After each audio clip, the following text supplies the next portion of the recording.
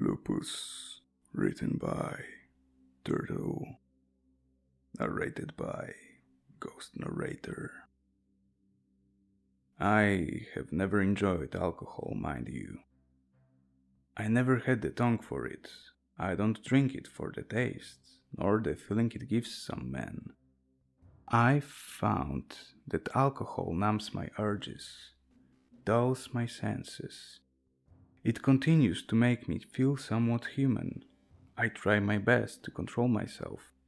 Do they know how hard I try? Would it change anything if they did? No. I very much doubt it would. I was out, especially late one night, heavy-footed and stumbling. I was drunk, of course. It was common for me to leave my nights blurry with an abundance of ale. While I was on course to my dwelling, the slippery cobblestone road was being hogged by 4 men. I assumed anyone else standing in gloom at this hour would be drunk as well. But these men were different. They weren't swaying. They didn't have the occasional hiccup or irregular breathing. The veins of these men were not heavy with alcohol. Bothersome. Truly bothersome.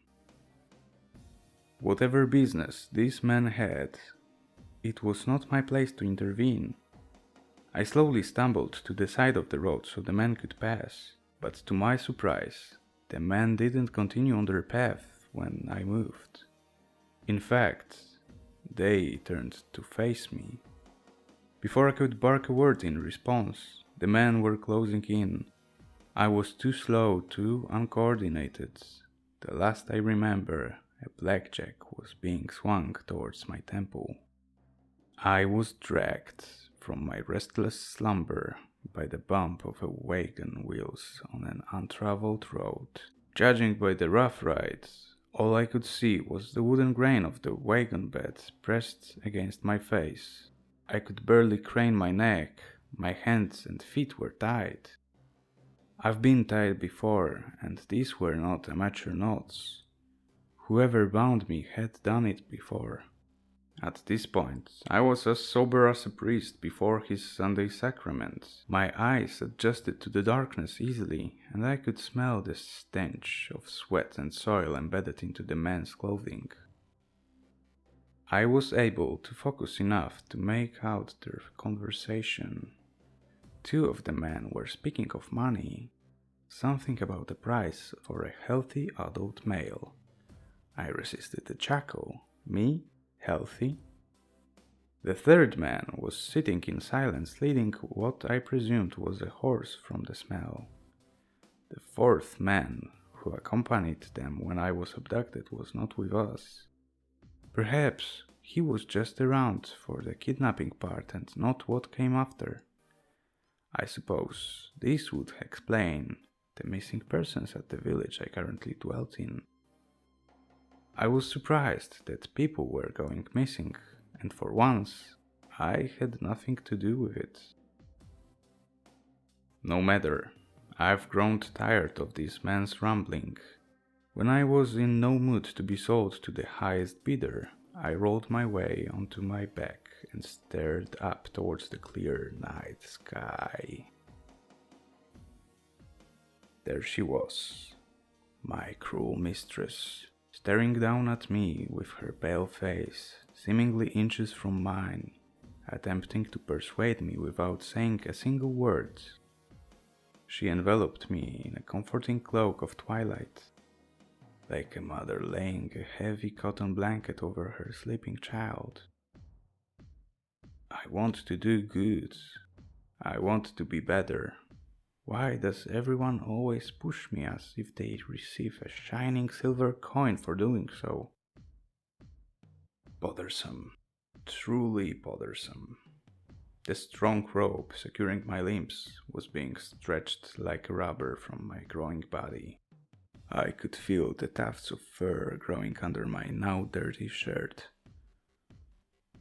Soon I had no shirt at all and was free from my bonds. One of the men noticed the wagon shifting from my weight. The man turned in his seat and was face to face with the snarling snout of a 7-foot-tall beast of muscle and fur. Before the man could utter a single squeal, my claws raked across his throat, leaving him breathless to say the least. The two other men stared wide-eyed at what happened to their comrade and tried to flee. The one manning the stirrup was too slow. My jaws clamped down on his skull with a sickening crunch. The last kidnapper had escaped into the forest out of sight into the shrubbery, but I didn't need my eyes to find this foul man. I had my nose. I set off into the forest on all fours, sprinting towards the whimpering man, who barely managed to run faster than a sickly goat over the uneven terrain. He had run no more than 100 feet before I was upon him. I quenched my thirst with his blood. When I came to, not even the horse had been spared. The gruesome sight would have turned even the most battle-hardened veteran's stomach. I unfortunately was not a normal man. After all, I didn't kill these men. They unknowingly killed themselves. I wanted to be good. I wanted to be better. I did my best. Even if no one else will see it that way, I set off back down the untraveled road, following the fresh trail left by the wagon, leaving my cruel mistress as the only mortician that will ever find these corpses.